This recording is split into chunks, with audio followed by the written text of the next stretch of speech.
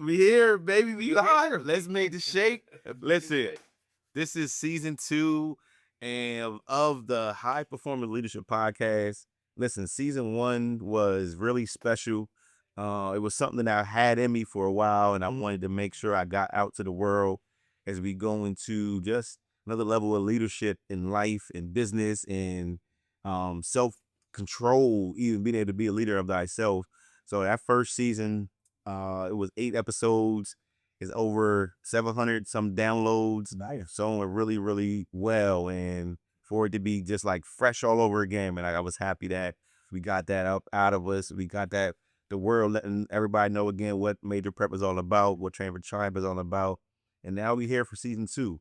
So season 2 is about connecting with real leaders who had to endure real pressure and understand real preparation. And for this season, we're going to be interviewing more leaders, athletes, and goal-getters from my index row of people who I know fit those titles. And for the season 2 kickoff, it was only right to have our first special guest, a person who's been an icon in my life, a leader, a motivator, even one of the first people who helped really dot the I's, cross the T's of Major Prep. Definitely want to shout out my brother G May, my whole entire family, Sean Lou, Chris Franklin. But when it came down to like really the dotting the I's, crossing the T's of the structure and the format and the business plans of Major Prep, like our talks, man, help tremendously. So you don't know who this man is. This man is Leland Nelson. Leland, I appreciate you. I want to welcome you on to the first guest for season 2 of the High Performance Leadership Podcast. I earned my way in. Okay. Yeah. But to kick off, Leland, could you just let everybody know a little bit about who you are, what you do, a little bit just to let them know about Mr. Nelson. So, Leland Nelson, born and raised in Harrisburg, Pennsylvania, serial entrepreneur, president of the African American Chamber of Commerce of Central PA. Yep. Been in that role for 14 years now, and just have a love for entrepreneurship, have a love for the hunters out there building their own, they're building their business, especially in this environment. I know that you have your formal education, we do, and we have our self-education. And self-education costs you more than your formal education. You go to, what you went Susquehanna and then Penn State. I went to Delaware State University and then Penn State. So we're both Penn State Harrisburg graduates. But now I realize just learning in entrepreneurship, it costs me more to start the business and learn those lessons than it did in undergrad and grad school. So that's about it.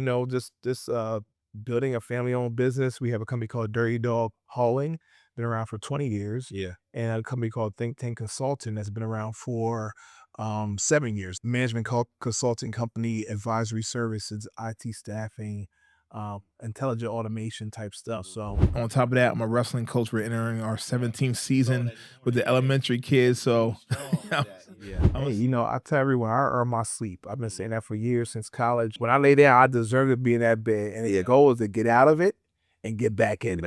Yeah, I love that. Earn your sleep. It's a good one. I really like that one there. This podcast, I want to hop right into preparation and leadership and goal setting and adversity.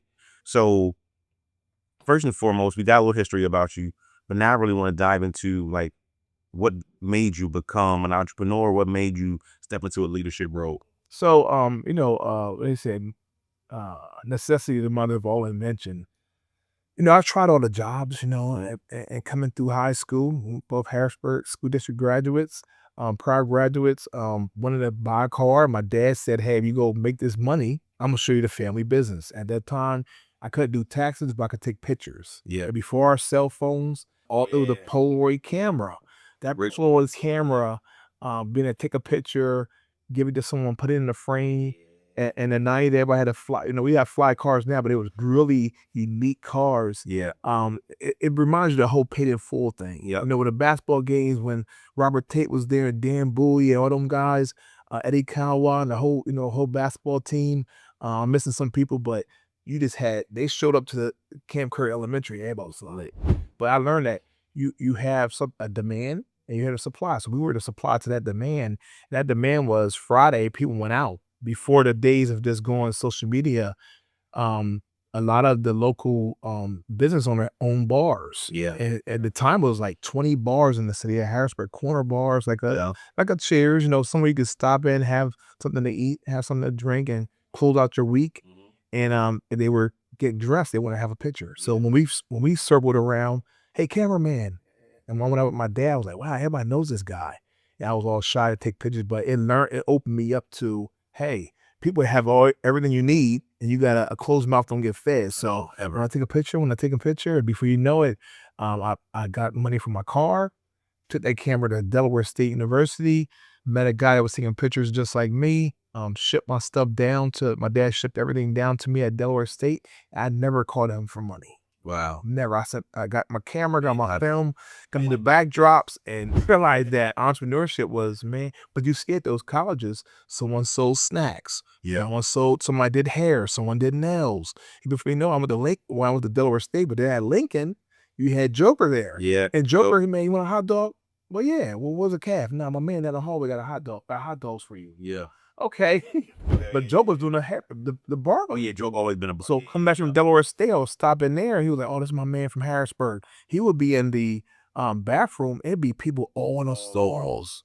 Wow. I mean, the whole bathroom be taken up because they were waiting for haircuts. So I said, you know how I make $1, and then you respect that dollar, and then use that level, that past experience to help you for future businesses. So So that's the journey. Like that's a part of like the journey to where you are now. We talked about earlier, some people talk about like the successes of what they had, but like the big emphasis on this podcast is going to be all about the preparation. So another part of, okay, now we learned a little bit about who you are. We learned about what you have endured already. So the next piece I really want to get into is like the adversity. Like adversity is such a big thing that some people, like they crumble when they face adversity, but I believe that adversity is really made to make you, not break you. So I want to ask you about one is a piece of adversity that you had to fight through. That's like you'll never forget that fight you had to fight through in order to get to where you are now. when we had our deal for Many Miles Travels, that's one of the other. Don't get into it. If it wasn't for MMT, there'd be no Major Prep. There you go. Straight up, like the longest living flyest brand the city has ever had. Been wearing this since I was in high school, middle school for the most part, and man, the game that you and Jarm gave me in 2012 is undescribable, man. Let me go to shout out to my line brother Grady James. So we had back in the day, at Delaware State again. I learned from it was someone from DC. They had a company called Madness or Shooters. That everyone was starting these brands on campus. And my line brother Grady started one called it was like MMT, it was this logo on paper. And he had this Echo shirt. You say, I want to make this into a shirt. I met a guy named Todd Bond. Todd Bond's a teacher at the Harrisburg School District in graphic design and that type of stuff. And he said, I could do it. Mr. Bond. Mr. Bond did our first. That's the history. He did our first check shape. If you ask Mr. Bond, and you didn't know that, did you? No, I never knew that. Yep. He was working for a printing company in Mechanicsburg. And we looked him up, went over here, said, can you print these shirts for us? He said, yes. And he had items shipped. And when he started doing it on his own on Dairy Street, I would bring him 3 boxes of shirt blank. Wow. I would go right from Sam's Club to Mr. Bond. And them shirts it was selling, man. It was selling quick. So Shout out to Mr. Bond, Yep. man. What Many Miles Traveled, we ran that from but it's 95 to I mean it's still around now, but from 95 until I got the deal in 2004, we was doing hand-to-hand sales. My brother Jarman, my brother Devon, everybody was wearing it. It was crazy. It had this now. When you go out to the bars, you go to a game, everyone just had the new J's drop. Yeah. Man, you look with the hold on, and it was just cranking out a lot of work. And then we got our deal, a distribution deal, but it was through the research we did. So you gotta be a student of the game.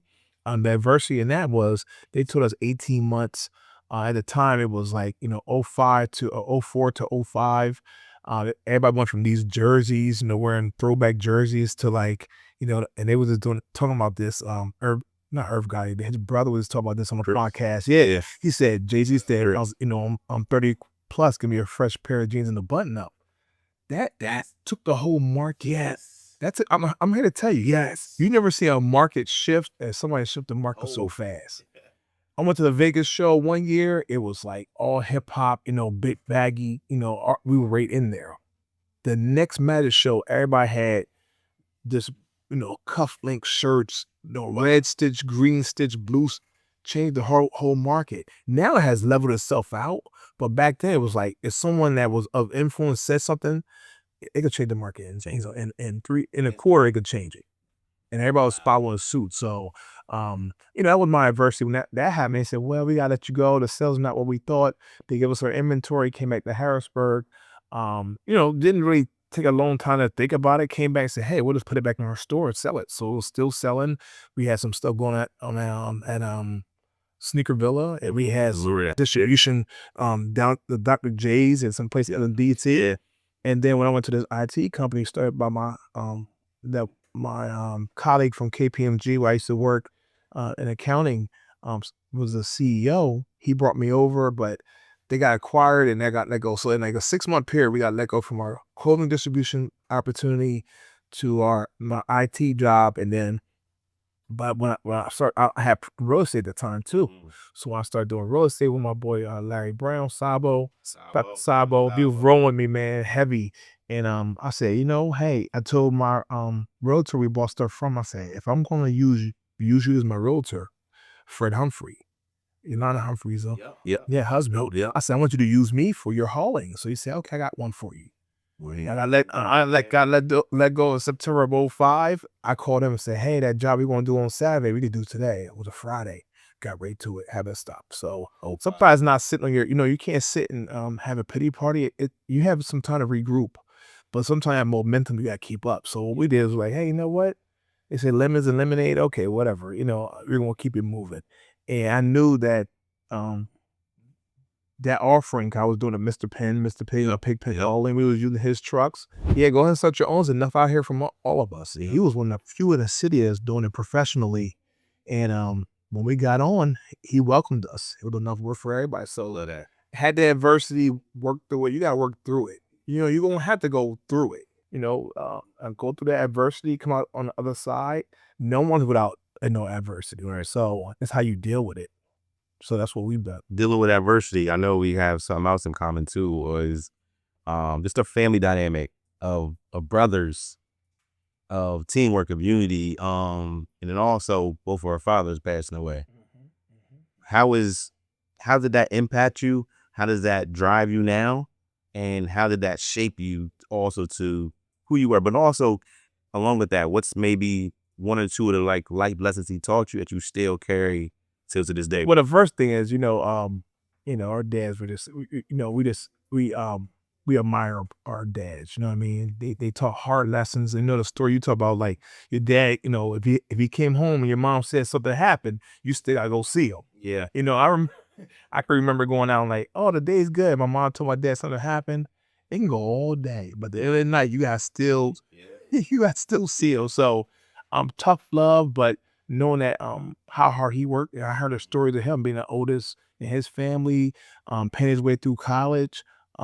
He didn't, and we say in wrestling, he didn't duck any wreck. Right? You had to go. You know what? If I could do it this way, you gotta do it. When he told me at Mr. Sanchez was my counselor at Harrisburg, he said, son, how you gonna pay for college? I'm like, oh, self, don't you pay for college? Right.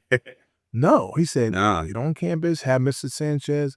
Have Mr. Sanchez give you all these applications and you won't fill them out. So, tough love. What he always told me is, we said this all the time, whatever mind can conceive and believe, he can achieve. That's a Napoleon Hill. So, a lot of success is books that you read and the people that you meet. Yeah. So for our 16th birthday, when people were giving us, people get cards and big 16th birthday parties, we got a book that was called Think and Grow Rich by Napoleon Hill.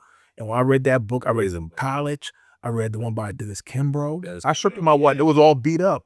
I met him in college. Kimbrough. And that changed my perspective. Like, okay, no one's without the adversity. Yeah. Everybody has to do their major prep. Everyone has to travel many miles. It's gonna be so. It's not like, oh, you go here and you leapfrog the work. You cannot. Everyone, and that makes it part of the documentary. Yeah. Chick-fil-A, Milton Hershey, the Reese Company. I'm a big fan of documentaries. But been through the same thing. He's That journey. and right when you get to that road, fork in the road, it's about to be, it's going to be sink or swim. You keep swimming, and that's their story that you'll tell. Man. But everybody gets to that point, they go, man, I'm about to shut this thing down. Almost bankrupt, or went bankrupt, or went through this, or what. I'm reading a story of Adidas and Puma. Yep. Yep. I'm like, you know what? No one's without this failure. It's not going to be us. And they say this, calm water is never made for a smooth sailor. So calm waters, you go, okay, now you run into your first thing. Coach Dom says, we're going to put you in deep waters now. Because if you're going to do deep water now, come states, come districts. When you had a brick, you're down by 10. Yeah, it's real. It can't be your first time seeing that. You don't know how to react. You don't. I remember that. I had a time like that when I was my senior year. We was like 28, 30-0, 29-0, something like that. And then he had a really, really tough game. And that was the first tough game he had. And I can remember like Junior Grants, the state champ 1992, my teammate, Coach Rawls told him, hey, son, you're penning these guys too fast. Because you can get to the end of the day, you're going to meet somebody just like you. Yep. You're going to be gassed because every match was 30 seconds, 45 seconds. That's right. He and he'll laugh. We laugh about this all the time. I used to warm up with him because his match would be so fast. He'd be like, hey, Junior Nelson, warm up now. I'm like, man, Junior. And then one time he said, hey, I'll tell you where to pin him. I'll tell you where to put him away. Don't look for the easy way out. Just make sure, just hope that you're getting better in your preparation.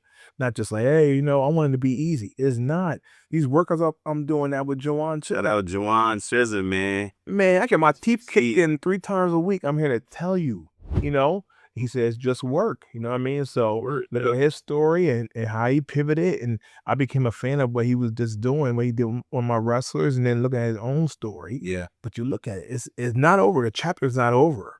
The book is still being written. So, he's still writing. And then he's just, you watch him, his passion for the kids and training and learning. And he just got back from some trip. He was out there learning about, you continuously learn. It never ends. The preparation never ends. The preparation is major prep is the name, man. It never ends. You got to keep on.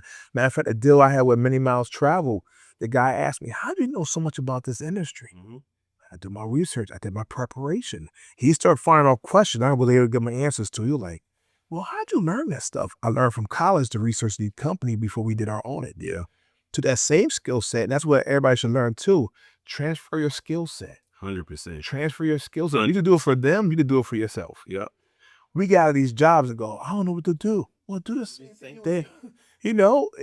Use that skill set they showed you in corporate America and transfer it over to yourself. Wow. And make sure you're going to be your hardest boss. And we are the hunters. It's going to be eat what you kill or kill what you eat. So, I don't know how people do jobs one time and go, oh, okay, I'm not doing it. Or I'll do it next month.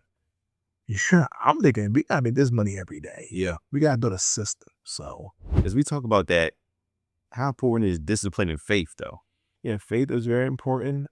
In your preparation, in your background, and your belief in yourself. Knowing that you just take this step and know that another step is coming.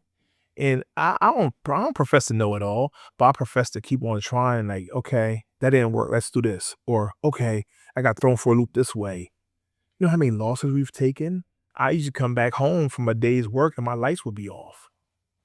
Is somebody willing to go through that? Come in, tired, beat up. Click, click, click, click, click, click. Lights off. Gotta wait till Monday. I wait till Thursday to get them turned back on. Came on one time and try to put money in the company and avoid paying my car note. Car gone. Yeah. Car got, the Beamer got repoed. It's up in the hills somewhere. I'm like, man, where's my car? PSECU like, hey, it's up here. It's about an hour and a half away. And this gate locked up. They want all their money. Then they gonna put a little thing on your car that you got to punch a code in every time you pay. And that thing beeps for it beeps within 3 days of payment. This is funny. It's funny now. It beeps every day until the third. It go beep beep. So it knows it needs its payment now. So you pay, get a code, you put the code in, and the beep goes away. But if you get in the car with somebody, what's that beeping? Oh, that's just you pay it. No, that's it. That's saying you owe some money. It was some money. And if you don't pay, this thing gonna be. It's not gonna start. Yeah, so those type of things you laugh at, but other people share the same experiences. So you're not immune to, oh, that didn't happen to me. It's something like that's going to happen, but just go through it. Yeah, go through it. And we're still going through it. It's not like we're out in the clear. So I guess that really ties right into, okay, so we 20 years in the game, I'm 13 in, we understood the delayed gratification. Today's world is so much instant gratification. What do you say towards that aspect for the younger ones who are hearing this to say, okay, all right, that was their time. They had to go through that work. They had to go through that, like just the grind every day. But right now, it might take us one hit and we blow. It might take us 3-4 posts and we blow up. Like, what would you say to that young person who's working towards a dream or a goal, preparing towards something, and they're more focused on the instant versus the delay that we know? I think we see the instant on Instagram or social media, but we don't see, again, everyone sees this. I like it. I say this all the time. It's a fraternity sorority reference when I was in undergrad. Everyone sees the step show. You say, okay, somebody blows up, but how many, like Gary Vee talks about? I'm a big fan of Gary Vee. Me too. He's like, look, I put all these videos out. I was eating crap for years until that thing said boom. So you have the endurance and the preparation to keep going and see the vision and then go, okay, you know what? It's going to kick for me one day. Yeah. But not when you think it's going to kick. So a lot of these people, we see the success now, but if you go back to their backstory, it's a lot of like sacrifice and investment they made early on to get where they are today. I show up at 6 o'clock every Tuesday, Wednesday, and Friday for my workout. Yeah. Sometimes he's so focused on the training, which I appreciate. So I'm like, where's my video at, man? I'm up there in my video. So we look forward to, like, okay, there's my video. I'm about to post. Yeah. And it shows you, one, it shows you how far you come. Two, it shows you your technique too. So I know I didn't go that low on that one. Yeah, or for sure. or I kind of burnt out right here. But man, to get through it and be done and get that high five at the end of the day, it's good. And then you can go 7:15, you're done and you're ready to go about your day. I love that. Big bro. So as we come to like a wrap of this, preparation is the key. And if you know what you know now, what are 2 to 3 things you would tell yourself about your preparation? I would say, I carve out time on Mondays for preparation. I have your book, man. I might give you one of them because I'm like, I should get this to be made. It's written all the way through. All the way. I got another one. You give me another one. So I'm gonna do that again. I write in that book, prepare myself. I gotta do this. I gotta do that. If I don't, my day is different. My week is different. My month could be different. And strategize things that are gonna be profit making or revenue making. Things you gotta take care of administrative wise because we're small businesses, so you gotta still be done. Take this package to the mailbox. Take this. Yeah. Make sure you reply to this email. Make sure this insurance policy does not lapse. But then in between that, you gotta make sure there's money coming in. Who are we talking to? So preparation is I tell everybody, if you're in the marketing of that business, I'm in the junk marketing business or the IT marketing business. You gotta market. You'll see some like the van, when a van got crushed and you got another van, or we put these flyers out, I'm going to a little networking event after this. That's where people are. That's where the preparation's happening. So, writing stuff out, scratching it out as you go along, becoming a student, research the periodicals. Everything is no excuse now. It's not Encyclopedia Britannica. You just go Chat GPT, Siri. there's no excuse. Everything. Like, I'm surprised when somebody says, well, how do I do this? And I go to Chat or Google and say, oh, how you do this? You don't want to go right on your phone to do this, but you'll scroll all day. So it's prioritizing this $1,000 phone that can help you run your business. It runs yours, it runs mine. I mean, that's what we got to start using these tools for the resources they have. Be resourceful. Be resourceful. Make sure, be collaborative if you can. And, like I said, I think it's, having some time for admin, for sales, self-education, that's going to pay the bills. Self-education is very important.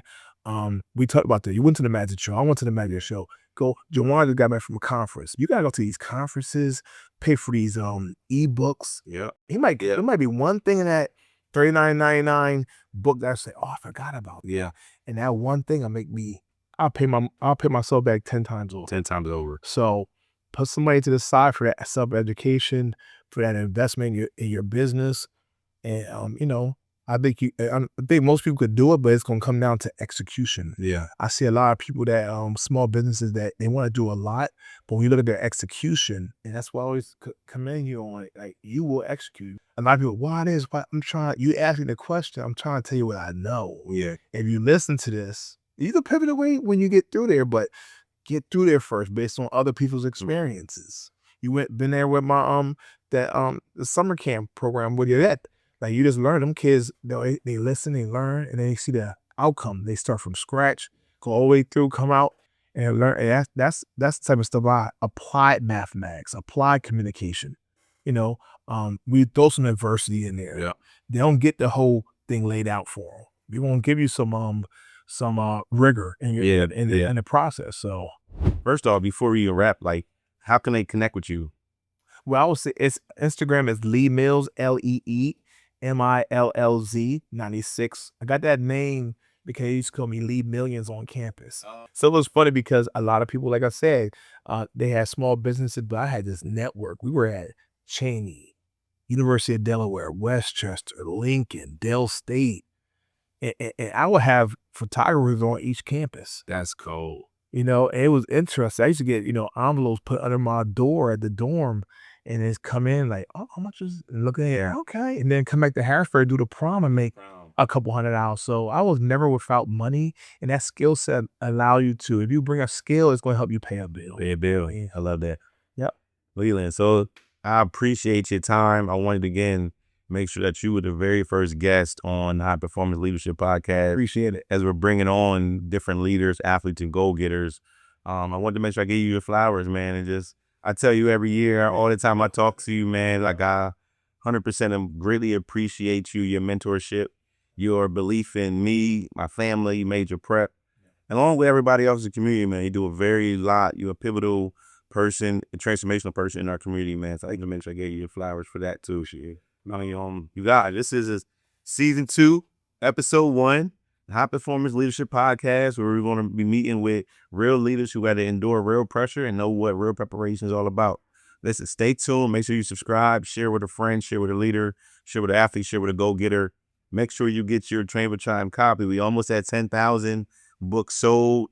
This is currently, I think like 634 left to 10K. This is 7 years of a grind. This is preparation in real life. And lastly, we got a secret of the sequel coming. As we get into a couple of these episodes, I will keep telling y'all some updates on everything. But yeah, we got some special coming for y'all as well too. So you guys, it's your boy B Major, modern day hope dealer, not dope dealer. We will hope all across the world. So either city, state to state. If you need hope, I'm the man for the job. Preparation breeds greatness, and always stay focused, remain humble, and keep working. Keep working. Keep working.